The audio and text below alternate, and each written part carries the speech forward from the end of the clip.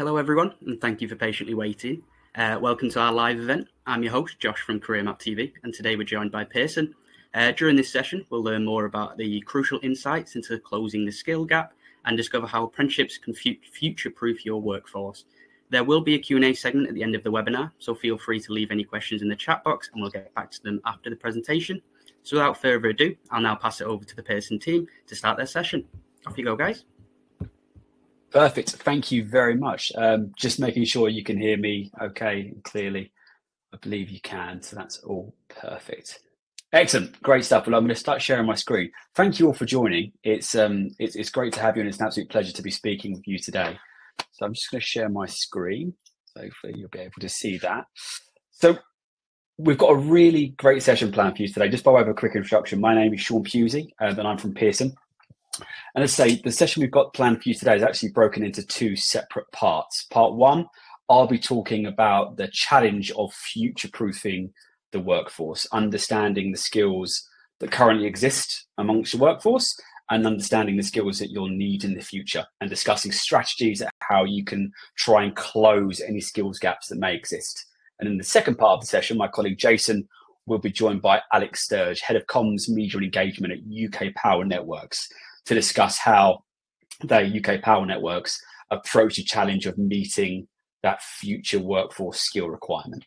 So yes, it's going to be a really fun session. As mentioned, any questions, please pop them into the chat and we'll be able to circle back to them at the end and address as many as we can do. So to begin, we're going to talk about that element of future-proofing the workforce, what that means, how it can be achieved, and what are the key things to really look out for. And when we talk about the future of work and future-proofing the workforce, we're aware it can be quite a divisive topic, right? Often characterized in the media as technology replacing all human jobs and very much the robots are coming, or if you're a movie fan, the Skynet view from Terminator or iRobot perspective, a viewpoint we very much disagree with, you'll be glad to hear. In our experience, having worked with hundreds of enterprise organizations and governments around the globe, the reality is in fact very different. However, by understanding the impact that emerging technologies will have on your workforce, on specific job roles amongst your workforce, it allows for true strategic workforce planning, being able to leverage technologies to create efficiencies across the workforce, not by replacing humans or human job roles, but instead by augmenting those job roles, removing the mundane, repetitive tasks and freeing up capacity for those employees to complete more valuable tasks, often associated with the human skills that we know technology won't replace anywhere near as effectively as those more mundane, repetitive tasks that I referenced. So today, I'm going to talk to you specifically about how data can be used to enable this approach to real, true strategic workforce planning. Before diving in, just a bit of background about Pearson for anyone not familiar with the organization on the webinar today. So we're actually the world's largest learning company, established all the way back in 1840. And it would have been very interesting to see the levels of emerging technology back then, and quite where we are now, it'd be quite a different picture. But Pearson, we specialize in the creation and provision of digital learning content and the associated accredited assessments and qualifications. We operate in over 70 countries. Our services touch a rather terrifying 160 million people globally per year. Some of you may be familiar with some of our services, like the BTEC program, for example, but you may have well come into contact with some Pearson offerings that you may not be aware were Pearson. So, for example, if you've sat your UK driving theory test, that's us. The area of the organisation that I work in is Pearson Workforce Skills, one of the newest and fastest growing departments within Pearson. And we have a very clear mission. And that mission is to ensure that everyone and every organisation is prepared to navigate a skills-based future of work. And skills-based is really the key part here, relying not just on where you've worked or previous job titles, but instead the skills that the individual possesses, some of which may not even be known to the individual. So therefore very difficult for the organisation to harness. But again, that's really what we look to do. We look to explore those skills and to ensure that they're really the metric that will prove the real currency for developing that future fit workforce going forward. from our experience of working with these organizations and governments around the globe, we typically see these three challenges you can see on the screen when it comes to managing the workforce effectively, particularly when looking at how you can future fit that workforce as well. So the point one is a lack of actionable data. And we live in a day where, and we live in an age where there is no shortage of content and indeed data. The real important element here is that word actionable. So a lack of actionable data will mean that you would be, as an organization, unable to answer questions like, what skills exist within or amongst my workforce currently, at the moment, in the present day? What are the skills amongst my workforce? Or other questions you may struggle to answer are, what are the skills that we're going to need? And for that question, immediate skills needs is one thing. So understanding the open requirements or some of the roles that you may be currently hiring for, that would be one way of looking at the current skills needs you have in your organization. But a more challenging question is, what skills will we need in a year's time, in 3 years, in 5 or 10 years' time in the future? That's going to be the really challenging question. And this is what really plays into that strategic workforce planning element, ensuring that you're able to develop that future fit workforce. The second point relates to closing that skills gap. So once you've achieved step one and you have a view of the skills that exist in your workforce and indeed the skills that you're going to need in a future state, you've identified those skills gaps. It then becomes, how do you go about closing those skills gaps? And this really ties quite closely into a learning and development strategy. So ensuring that individuals in your organization are given the right learning recommendations at the right time to ensure that they are upskilling or reskilling in the correct areas so that they remain future-proof, not just for the organization and the strategic objective of the company, but also for them as individuals pursuing the career that they want, understanding how they need to develop and what skills they need to develop to meet that future demand they're going to have. And the final point is around mobilizing that talent. So again, once you've done 1 and 2, it becomes, regardless of your talent management method, be it external recruitment, be it internal mobility programs, or it could even be the development of an apprenticeship program, something that Jason and Alex are going to speak about in the second half of this session. But it's the ability to identify the occupations and skills that firstly exist in the workforce today, but also that are required in that future state. And more importantly, the relationship those occupations and skills have with other roles and other skills in your organization to really create that effective talent strategy. So how do we approach these challenges and how do we help organizations to approach these talent challenges? Well, it's with a data-driven approach. And at the heart of it is the Pearson ontology, which is where I'm going to focus for the next 10 minutes or so. So what this does is it ultimately arms organizations with actionable skills data. So that's step one, allowing them to approach all three of those challenges and to inform a multitude of use cases as well. Now, you may well have heard the term ontology or taxonomy referenced quite a bit in relation to the skills landscape. So I'm going to spend the next few minutes just giving you an overview of how that Pearson ontology works. And then what I'm going to do is jump into kind of a live demonstration to show you some of that data from an occupation and skill and task level to really bring it to life a little bit. But just looking at the Pearson ontology here, there are 4 core components that are at play. And the real key is being able to link each of these 4 areas, which we'll show you very shortly. So for the next few minutes, I'm going to focus on 3 of these. So I'm going to leave technologies until the next slide, but we will come back to that. But I'm going to focus on occupations, skills, and tasks, because it's combining these 3 elements that gives us a comprehensive view of the world of work as it is today.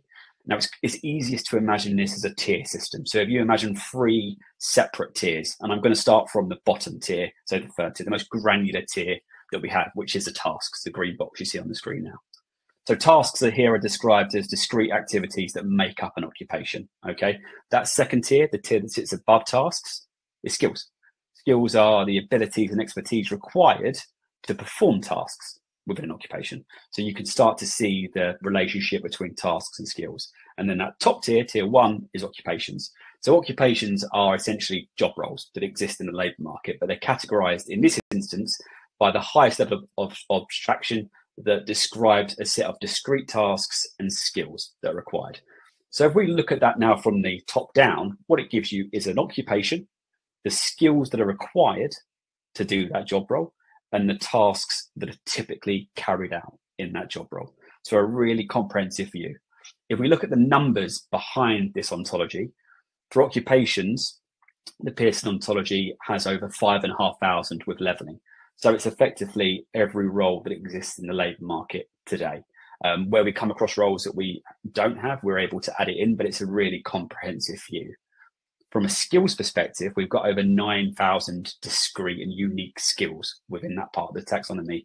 Now, this is being enriched constantly as we process over 10 million job adverts on a monthly basis, which also enables us to provide a dynamic view. So not just skills that are maybe entering the labour market, but how skills are performing. For example, is a skill increasing in demand or is it declining in demand, for example?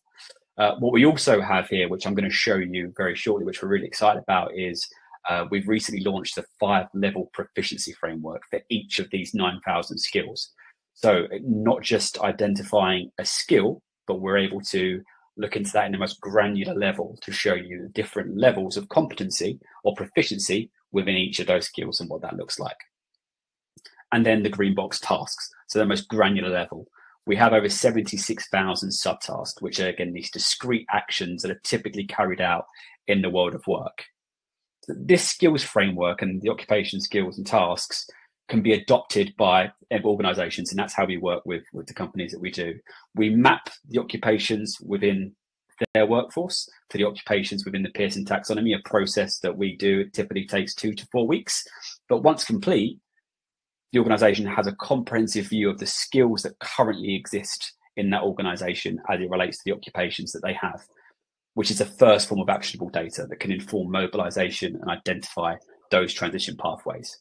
But as we've identified already, understanding the current state is step one and is vitally important of the skills that exist, but it's really imperative to also understand the future skill requirements, which is where the fourth box, technologies, comes into play. So the technologies box here relates to our technology taxonomy, which tracks emerging technologies. There are 33 of them in total, the likes of chatbots, large language models, assistive robotics. Generative AI is covered in the technologies that we're tracking, because that's obviously one of the very much the hot topics at the moment, and we're seeing a lot of impact from Gen AI.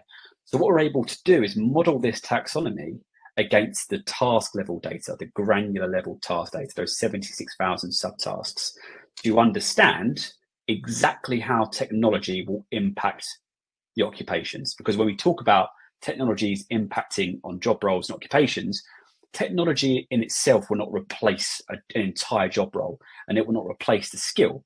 What technology has the ability to do is to automate or augment specific tasks within a job role, which is why that granular level of data is so important in understanding the future impact and what the future will look like. So I'm going to bring it to life for you very shortly, but this data enables you to understand how roles within your organization will change over time. Which ones could be potentially automated by technology, which ones will be augmented. And this is that vital feed into strategic workforce planning. But from this, what we can also do is understand what skills will be required in the future and perhaps which skills are less future-proof. So when it comes to understanding where we should be developing our people or developing myself as an individual, identifying future-proof skills and skills that will be needed in the future is where we should be starting, because that's where we're going to get the biggest impact. So we're going to dig into some examples now. I'm just going to stop sharing my screen for 1 second as I switch over. So just bear with me. What I'm going to do now is I'm going to jump into one of our environments. Now, this is, just so everyone's aware, a live environment. So please do bear with me if there are any technical glitches or if there's any elements to it that don't quite load immediately, and I will retry. And I'm going to make it a little bit bigger so you can see. But what this isn't a platform or a tool that anyone would need to log into, but instead this is a way to visualize some of that data that I've referenced, and it's a way to showcase the occupation skills and task level data that we have. So what I'm going to do is I'm going to search now for, let's say, a job role.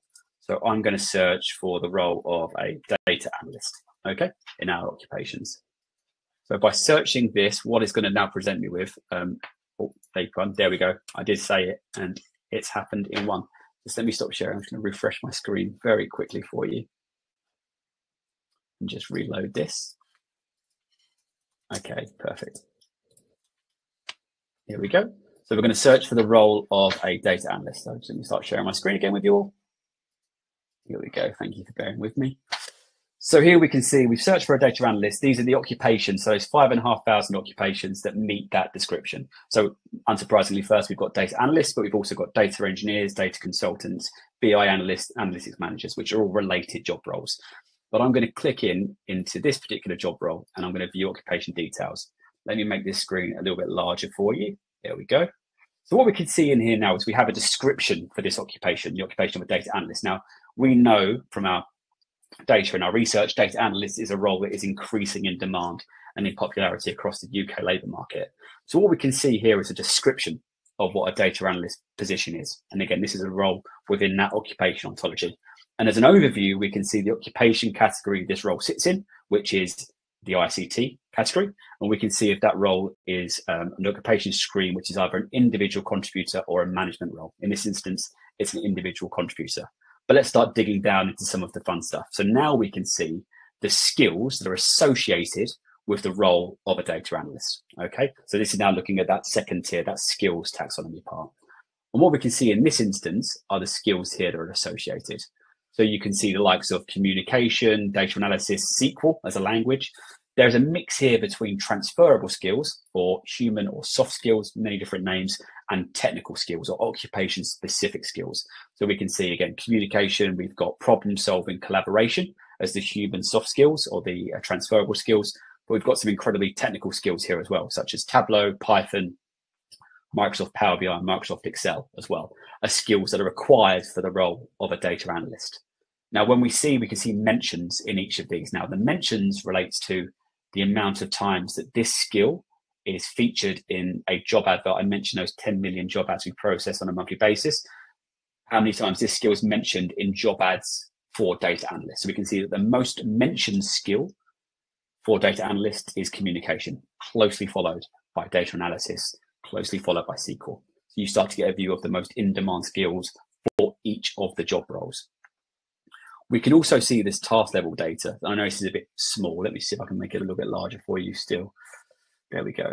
So this is that task level. So I mentioned those 76,000 discrete tasks that we have within that third tier of that ontology. We have approximately 15 here, 15, 20 related to that of a data analyst. So you can see there's a percentage figure next to each of them as well.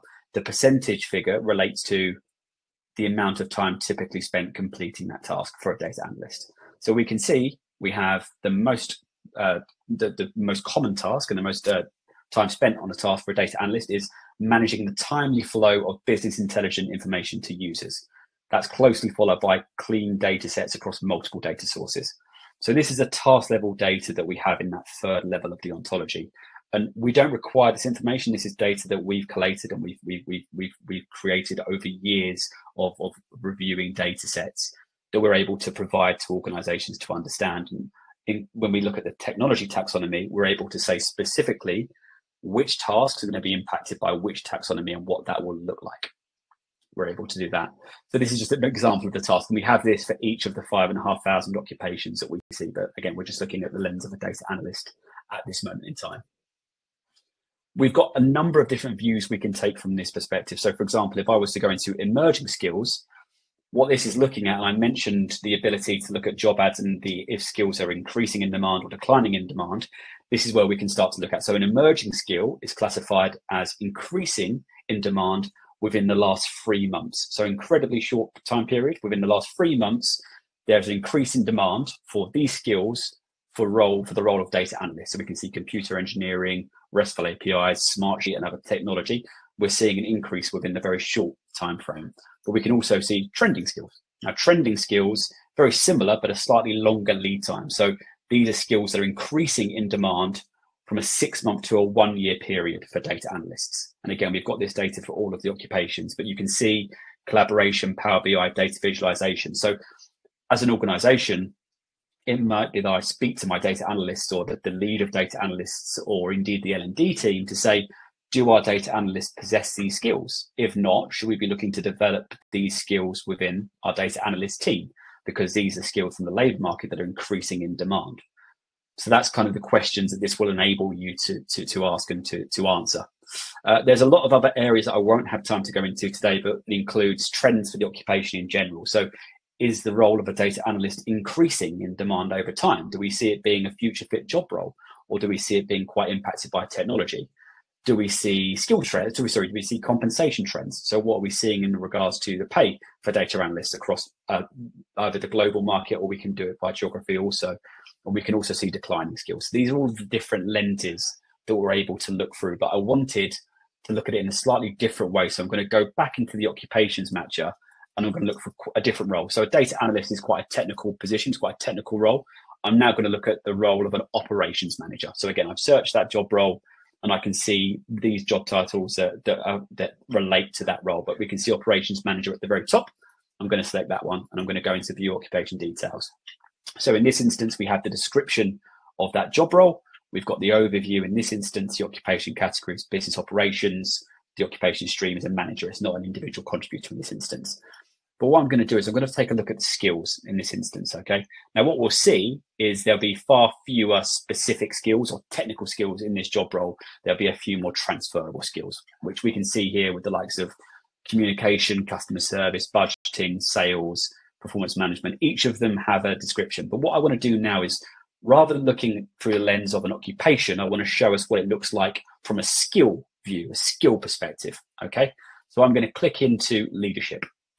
So what I'm now doing is, we've moved away from operations manager. I'm now looking at leadership as a skill, as it exists within this ontology. And what we can see is a description, first and foremost. So leadership, both as a research area and as a practical skill, encompasses the ability of an individual, group, or organization to lead, influence, or guide other individuals, teams, or entire organizations. So that's the definition of leadership.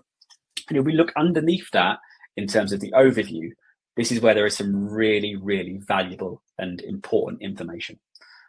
So we can see these first two boxes, future proof and future important score. So this is now getting onto that second part of actionable data, in understanding the skills that will be required in my workforce moving forward.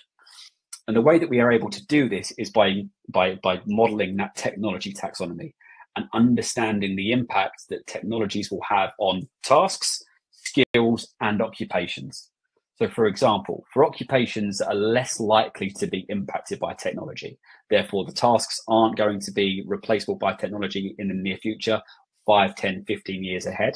The skills that exist within those job roles that are not likely to be impacted by technology, or not likely to be impacted adversely by technology, those skills receive a higher future important score and are deemed to be more future proof.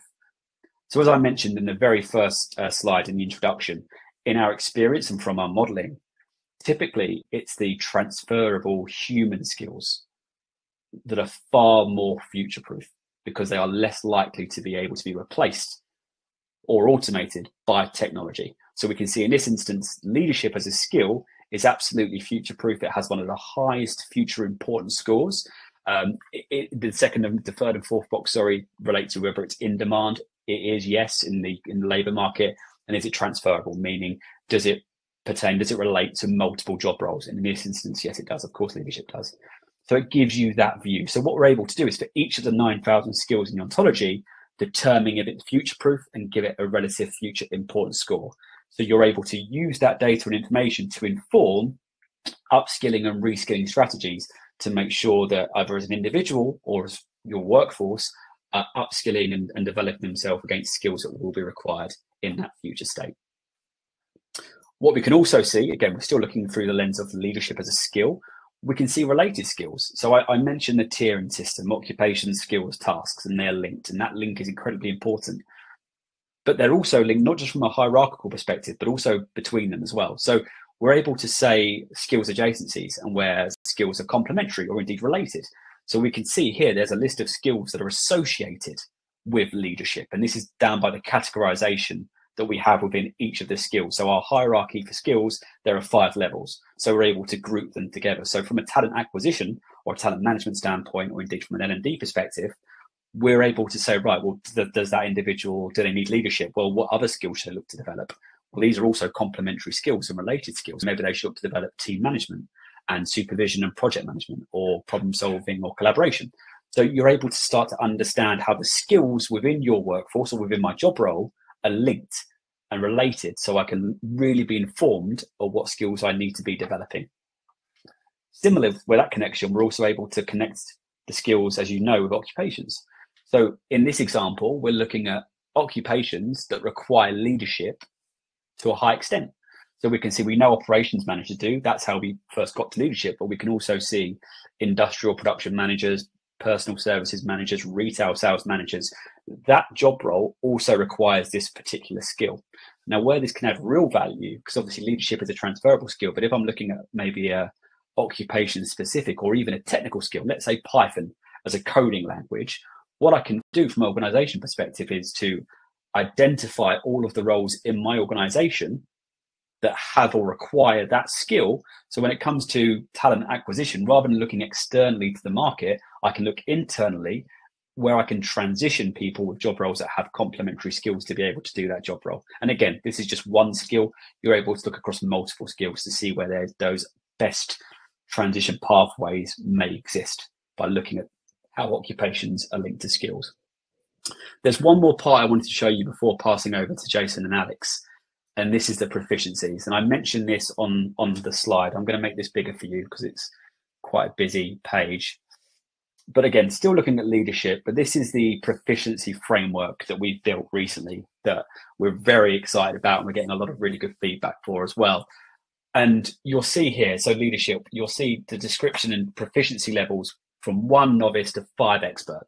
So for example, to demonstrate a novice level of leadership, you understand the basic principles of leadership, such as setting a good example, being responsible, showing respect to others, and effective communication.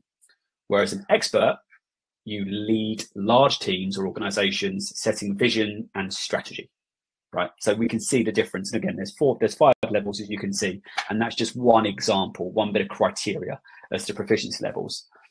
But the reason this is so important is when we talk about skills gaps, too often the idea is of entire skills that are lacking from either an individual or from the organization, when in reality, some of the largest gaps that exist will be in proficiency.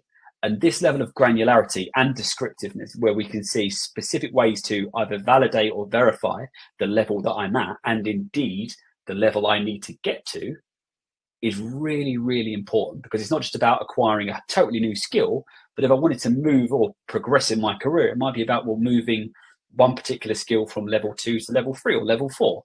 And again, we have this framework in place for each of the 9,000 skills within the ontology. So for an occupation that has maybe 20 skills, it may be that, well, leadership proficiency level required is level 3, but for data analysis, for example, we need that at level 4. You're currently at level 2 proficiency based on the criteria and the descriptive nature we have here to verify and validate. So we need to look at upskilling that particular skill to this proficiency level. So it allows you to be really, really prescriptive and exact as to how you need to upskill and reskill your workforce, whilst tying in those future important skills and the future-proof skills to ensure that you're meeting that future demand. Thank you very much for your time. I appreciate that. Was a very quick overview, and I'll be more than happy to circle back to questions at the end, or indeed our contact details are going to be sent out, and I'm more than happy to speak to you directly and to show you some of this data in a bit more detail, maybe even looking at some of your workforce and some of the roles within that as well. But thank you so much for your time, and I will pass over to Jason and Alex.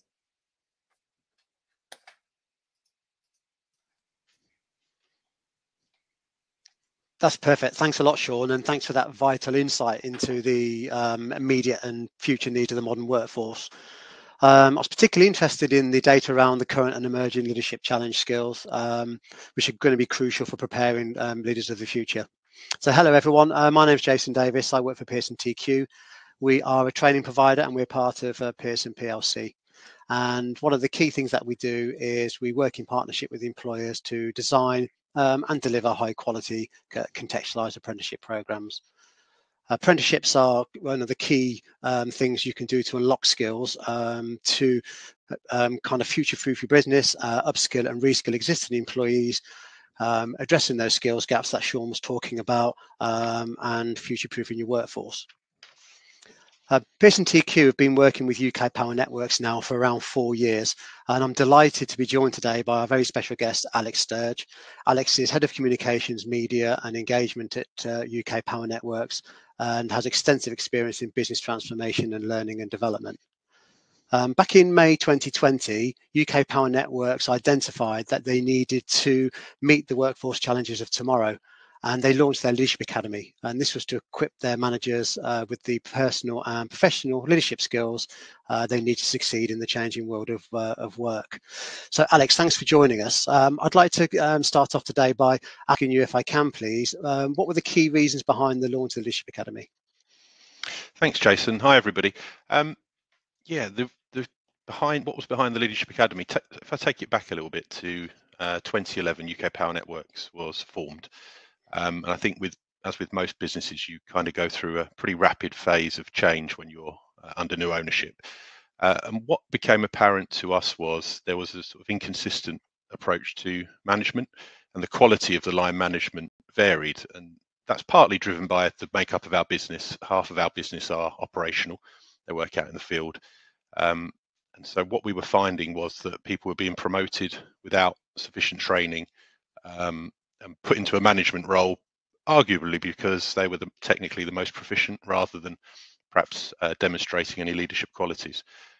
So I think long before we launched in 2020, we were thinking of a way to formalise our management training. And you chose apprenticeships to kind of formalise that. And what was your kind of motivation behind utilising the apprenticeship levy and using apprenticeships to kind of meet your objectives? Yeah, we're not new to apprenticeships. I mean, they've been in the utility sector. They have been going on for 40, 50 years. So we are well versed in the benefits of an apprenticeship. We bring in 50 or 60 craft apprentices a year, for example. The difference was we discovered that you could actually run a leadership development program through an apprenticeship. So if you are a business with a salary bill of more than £3 million, 0.5% of your wage goes to the apprenticeship levy fund. And what was happening was we just weren't using that. So when we realised that companies like Pearson were offering leadership development training as part of an apprenticeship, it was a bit of a no-brainer for us, because this sort of structure of an apprenticeship works really well for us. We're also able to tag on a recognised qualification, a CMI, Chartered Management Institute qualification, to the leadership programme. So yeah, that was the thinking, really. Essentially, there was money that we were paying to the government and we're not using. And what are the benefits that you've seen since you started the programme for your organisation?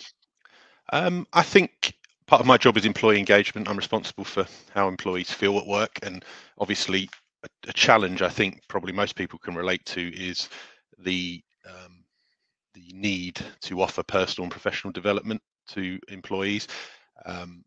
That can be difficult. That can be a challenge. This program meant that we were able to offer 600 managers the opportunity to gain a professional qualification, as I said earlier, that actually they can take with them wherever they go. If they leave UK Power Networks, they are still a chartered manager. And that, I think, is appealing for our employees, and so appealing for us from an engagement perspective. Also, with the apprenticeships, you get 20% off the job learning. That's important because that gives our employees the space to learn while they're at work. So they don't have to take time off to go and train somewhere else. They have 1 day a week to focus on leadership development.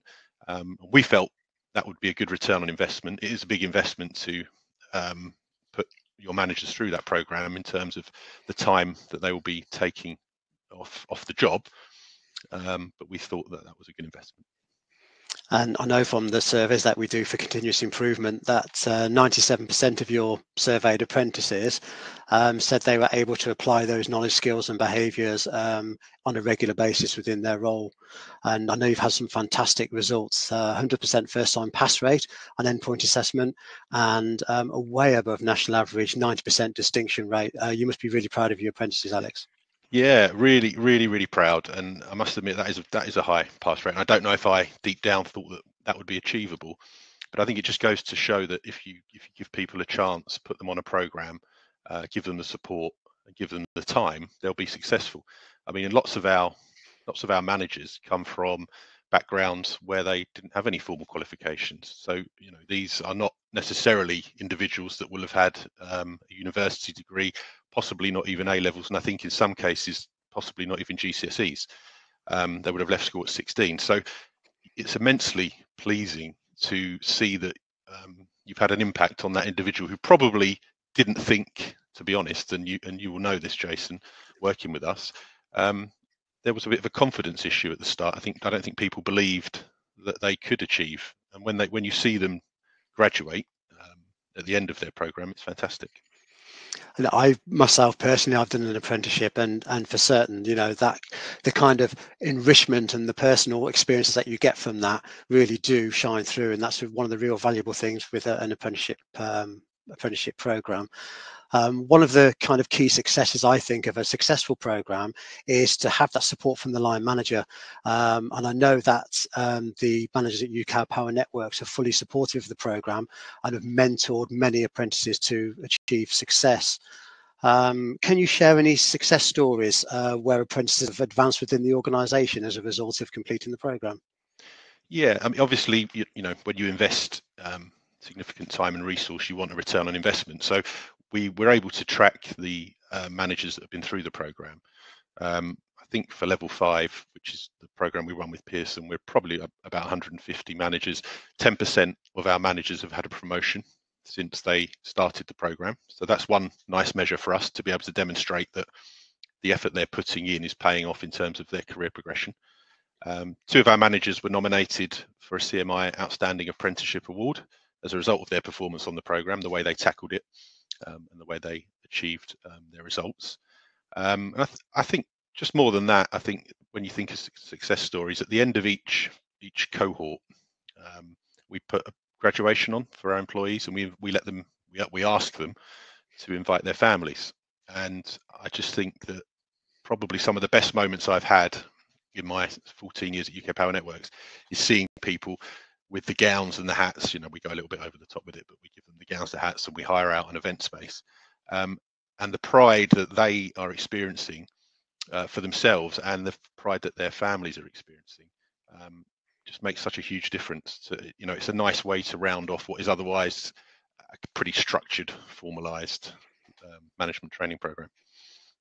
I completely agree in that celebration of success. And I think, you know, when you go to university, that kind of graduation at the end is kind of a given. I think with apprenticeships, there's a lot of employers that don't go that extra step and kind of hold that graduation. So kind of putting it on a par with people that might have chosen the university route, for example, is fantastic. Yeah, that's it. So, you know, I mentioned it earlier. If you've never had a graduation, and you know, you probably never interested you, perhaps, or you just never had the opportunity or the access to have that, you know, it's easy to just assume that it's a nice thing to do, but it has a real impact. Yeah, 100% agree. I think I'm going to kind of shift it up a gear if we can now and go off topic a little bit, but something that's really current at the moment. At the Labour Party conference, Sir Keir Starmer announced the launch of the Growth and Skills Levy, and the reform levy aim is to align with the industrial strategy, kind of creating routes into skilled jobs. With this apprenticeship levy in England currently under review, I'd welcome your thoughts, Alex, on the proposed growth and skills levy and what impact you might think that will have on your organisation and your approach to kind of upskilling and reskilling. Yeah, I mean, I think everything you do has pluses and minuses, and I think the apprenticeship program is no different. One of the things that we struggled with the apprenticeship as it currently stands is it comes with fairly strict funding that doesn't always lend itself to corporate business. So an example that we experience, and I talked about some of our employees not having the required functional skills, so UK Maths GCSE level C. So we have had managers on our program. For an example, there was a PhD engineer who had relocated from another country, but because he didn't have a UK GCSE Maths grade C, he had to take a functional skills. And you could say that's a minor inconvenience, but in terms of sort of inclusion, that doesn't really strike the right tone for me when you've got a PhD engineer that you are then forcing to do a functional skills test to tick a box to receive funding. So I think the rigidity of that program, and I think they're looking at broadening that out. That would be fantastic, and we've talked about that for many years. The other thing, obviously, the minimum duration of an apprenticeship is 12 months. A corporate environment sometimes needs things quicker. Sometimes you might want to run a program for 3 months. You might want to do an intense program, but you can't. There isn't that ability to deviate, particularly from the plan. So I think if the government were to look at how they could improve it, broadening out a little bit of flexibility, I think the take up would be much higher. So I think apprenticeships as a concept are very good. And just linking back into some of the data that Sean was talking about a little bit earlier, if you identify a couple of key skills that need to be, you need to upskill within your workforce in order to meet those future demands, then a 12, 18 or 2-year apprenticeship program is probably not the right way to achieve that. And if you can use the apprenticeship levy to kind of fund short, sharp interventions that upskill those employees to help future-proof your workforce, that's got to be a positive thing. For sure. I mean, exactly. Not everything is an 8. I think it's a minimum of 12 months. I think our leadership program is 24 months, and that works for managers in our business because we have lots of long service. We have very low churn, but if you want to attract tomorrow's generation, I'm not sure that they immediately want to come out of university or come out of college and go into a 24-month program. So I think anything that can be done on that would be good. So with that in mind, kind of what are your future plans for apprenticeships within UK Power Networks? So the way we structure our apprenticeship, our leadership management apprenticeships is level 3, which is kind of your foundation management level. So that would be for people that have very little, less than 3 years management experience. We have level 5, which is a degree equivalent for managers that are managing managers or have been managing for 5 years.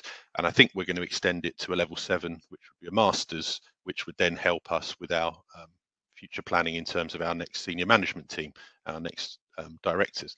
And I think by putting that in place within our business, people are starting to understand the trajectory and the development opportunities that exist to get the promotions to the next level. So I think everyone has bought into that. I don't think I would have thought about offering a master's to our employees 5 years ago, but it's the take up and the feedback has been so positive that I think it's a bit of a no-brainer, especially given the way the funding is set up. Also looking at digital apprenticeships, data analysts, control engineers. Again, that's something that lots of businesses need to think about. And we might, and we're in very early days, but we might find a way to run some digital apprenticeships through the levy as well. I think that showing that career progression route from 3 to 5 to 7 in the management route that you spoke about there is really key, and key to retention as well. I know in the utilities industry more broadly, it's an aging workforce, and it's a real challenge to keep people within the sector. So having something to keep valued employees in the organisation, such as that clear progression route, I think is really key. Yeah, I think so. I think people appreciate that line of sight, and it, to link back to my opening comments, it gives people personal and professional development opportunities that they can see and they can touch and they can actually achieve. Alex, really appreciate your time. Is there any other comments or closing remarks you'd like to make before we hand over to the floor for questions? I think probably just summarising the points I've probably made. I think apprenticeships are great for structured learning. I think if you have a business where that kind of structured learning is embraced, then I think it works really well. It works well for us because, as I say, we don't just use the apprenticeship for leadership development, we use it for our craft apprentices as well. I think any forthcoming flexibility on the levy would be a huge boost, and I think lots more businesses would probably be more interested if that flexibility were to come to fruition. And I think just because you can maybe switch off a little bit when you hear a £3 million wage bill, and that's how you get access to the apprenticeship levy. But there is a portal where large companies donate unutilized levy. So in theory, it is open to anybody. Yes. We can provide that link, I'm sure, in the chat or afterwards. So it's not a case of having to be a big giant company to benefit from an apprenticeship. Yeah, thanks for that. And with Skills, Skills England aim is to transform the skills system, building a kind of high-performing workforce that's matched to employers' needs. So we all wait with bated breath to see the outcome of that, probably in 2025. Okay, thanks again, Alex. Let's hand over to the floor for questions. Perfect, guys. Thank you very much. So yeah, as you've rightly said, we're now at the Q&A section. So if you've got any questions that haven't been answered throughout the presentation, please carry on popping them in the chat function on the right, and we'll hopefully get through them all. So I'm just going to start at the top one. Julie's asked, do you think employees will fall behind if they don't invest in AI? So I'll open it all to you guys if you are happy to share your opinion on that. Sure. Can we say that one? Yeah, of course.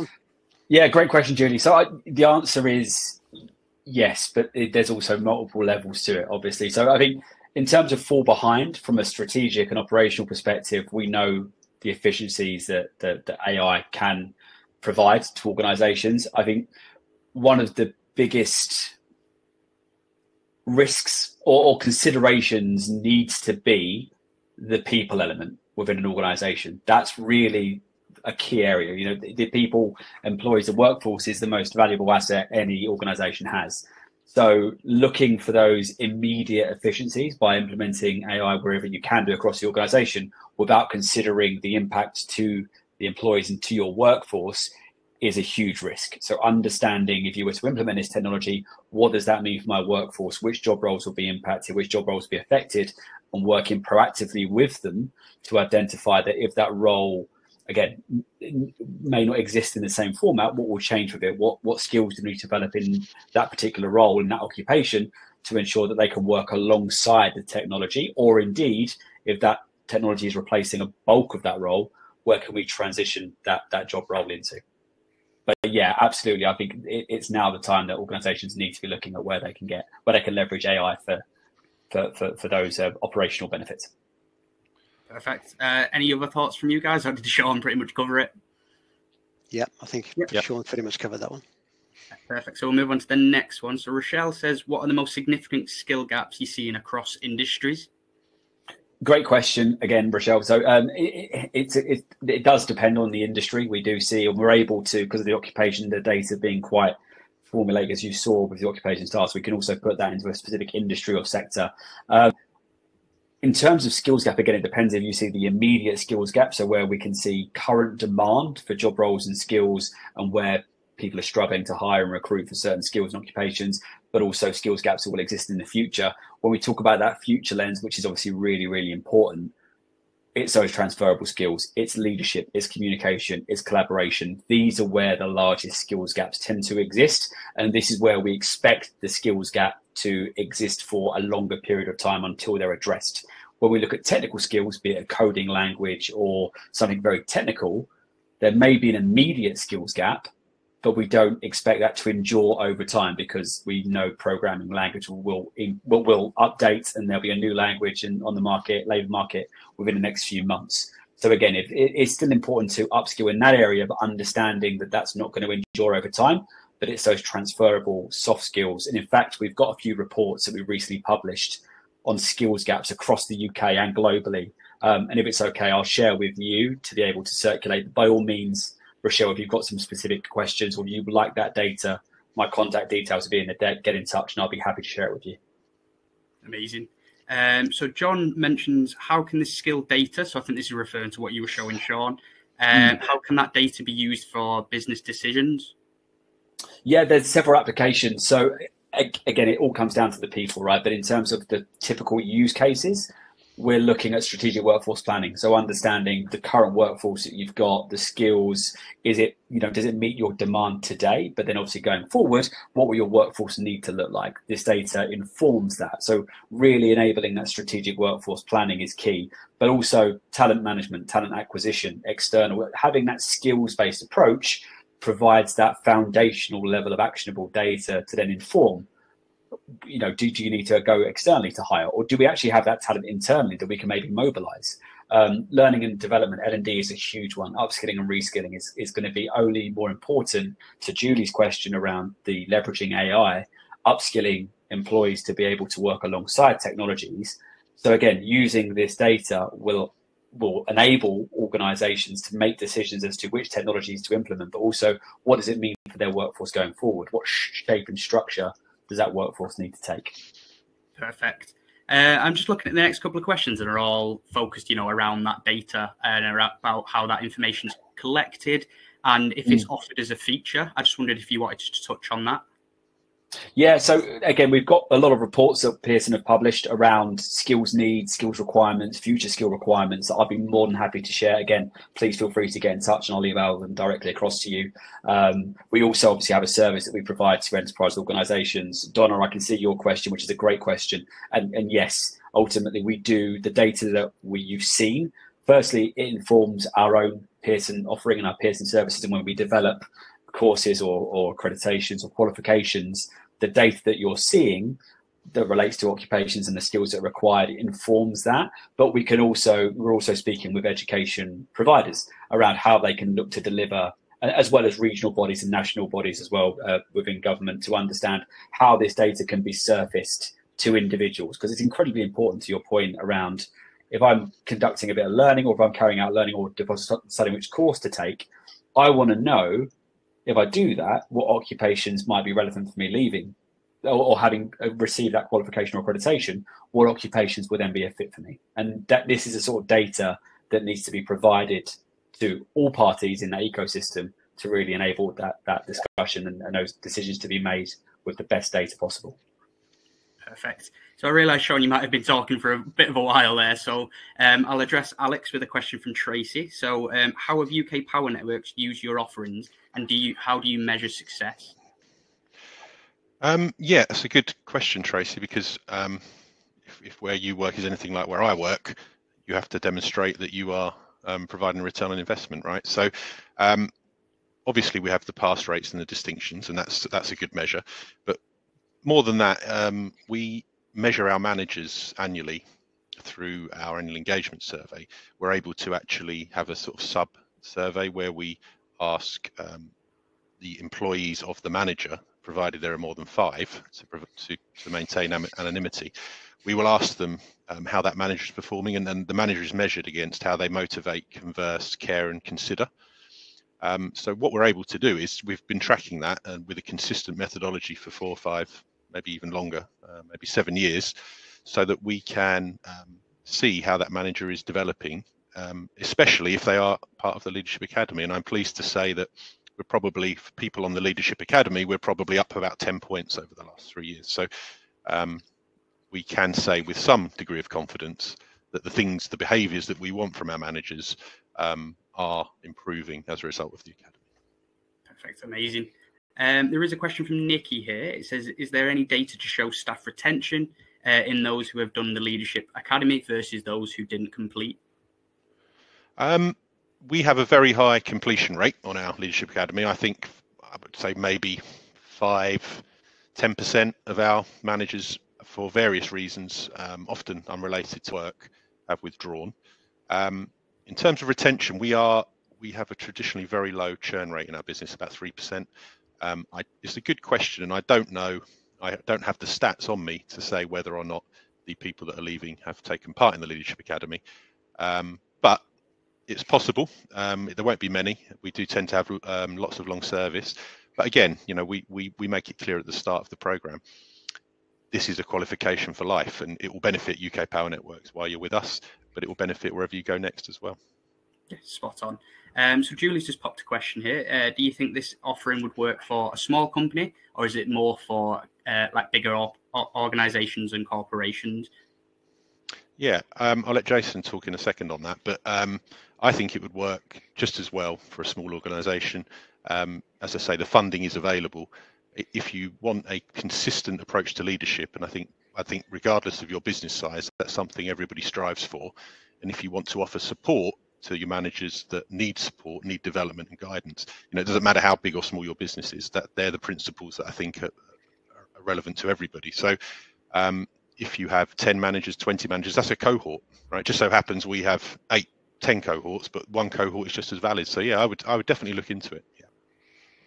Yeah, and just to add to that, Alex, we also, the quality of our programs, they're the same for whether we've got 1 learner from an employer or whether we've got 20 learners from an employer. So for smaller organizations, we can tailor our apprenticeship service to meet your requirements, and you don't have to fill full cohorts. We have a really great mixed cohort model as well, which brings together individuals from different organizations, and that gives a really enriched learning experience where you're learning about different industries and engaging and networking with different people from different backgrounds. I wasn't 100% sure, Julie, whether your question was wholly about apprenticeships or about the data as well. So maybe Sean, you might want to pick that up from a data perspective as well. Yeah, no. So again, it's a similar answer in terms of there's definitely value depending on the organisation. I feel like in terms of the questions to the earlier question around what decisions can be made off this data, it's just the scale will be larger. If you've got a larger workforce, the scale is larger. However, when we talk about understanding the impact of technology on the workforce and understanding the skills within the organisation, regardless of size, it's still imperative to understand that. And really the only strategic workforce planning, the way of delivering strategic workforce planning is to understand that. So yeah, it would absolutely be valuable for organisations of a smaller size as well. Perfect. So just on that data, while we're talking about the data, Pete has asked, have you got any data on quantum and the impact that will have? That is a fantastic question, Pete, and one that I am not going to answer on this call. What I'll do is Pete, if you want to follow up with me directly with the contact details, please do. I'll speak to our data science team. I'll be able to share with you as well the technologies that we're tracking. Quantum may well be in there, but I don't want to mislead you and say with confidence that it is. I'll find out which technology we have because it's technology categories that it fits into, but please do follow up with me and I'll be able to get that answered for you. Perfect, Sean. Appreciate that.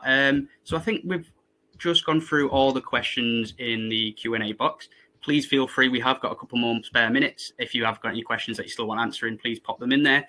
But for the last couple of minutes, I think just kind of go around the room and just get kind of like a closing statement from you guys, just kind of in one sentence to epitomise what message you're trying to get across, if that makes sense. Do you want me to go first? Yeah. Please do. I think I probably did this already, but I'll try and put a different spin on it. I think don't be put off by an apprenticeship. I think perhaps there's a stigma attached to it, possibly. Possibly there isn't, but I feel like there might be. Don't be put off by the size or scale of your organisation. Think about the benefits it brings for lots of learners. An apprenticeship is a much more approachable way to study than traditional methods. There's more coursework. There's less exam. And you can bespoke an apprenticeship, at least we did, and I'm sure Pearson will say that is available to everybody, so that the content you are learning has a slant to the theories, competencies, priorities of your business. So yeah, I'd consider it. Yeah, just to add, from an apprenticeship perspective, if you're from an organisation and you've never had apprentices in your team before, then Pearson can support you with the whole process, right from understanding the funding, how to draw down the funding, how to contract with us as a training provider, but then more importantly, how to support that apprentice on their learner journey. We've got some fantastic skills coaches that are highly qualified and experienced in delivering apprenticeship programs, and they'll be able to support your apprentice to success. And we've spoken about the fantastic achievement rates for Alex's program at UK Power Network, but overall we have an 87% distinction rate on our management program. So the quality of what we do and the support that we give the apprentices, enabling them to be so successful at endpoint assessment, is open to all employers regardless of size. Couple of questions there, Jason. Early careers, can it be used for graduate schemes, and how much does it cost? Apprenticeships can't be used for graduate schemes is the short answer. Really not sure whether your costing is around apprenticeships or whether it's around the data. From an apprenticeship perspective, if you are a levy paying employer, then the full cost of the programs are funded by the levy. If you're not, then there is a contribution that you would make as an employer of 5%. There's some other caveats in there as well, but open to a conversation. If it's apprenticeships that you asked that a question about, please contact me afterwards about any specific programs that you're looking for. Perfect. Meant the data. Oh, okay. Well, Jack meant the data from an early careers perspective. Yeah. Yeah, definitely, Jack. So just to pick that up, or we've got a minute left, but yes, no, we absolutely can do. And we're speaking with a lot of early careers and graduate schemes around understanding the skills that they're developing. Not least, the experience is still going to be really valuable.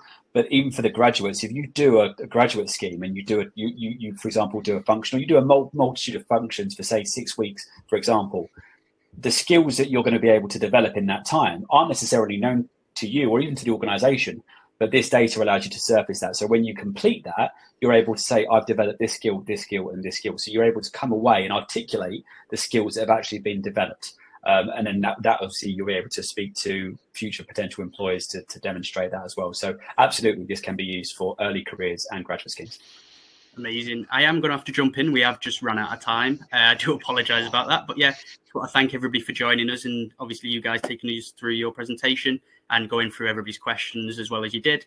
I hope everybody that is viewing, I hope they found it very insightful and useful. If you did miss anything, or you do want to rewatch it, this webinar is recorded. It will be on our website, Career Map TV, on YouTube as well in the coming week. So yeah, as I said, that's everything we've got time for. So again, I do want to just thank everybody for joining in, and hope you have a great rest of your week. Thanks a lot. Thanks, everybody. Thanks all. Bye. Take care.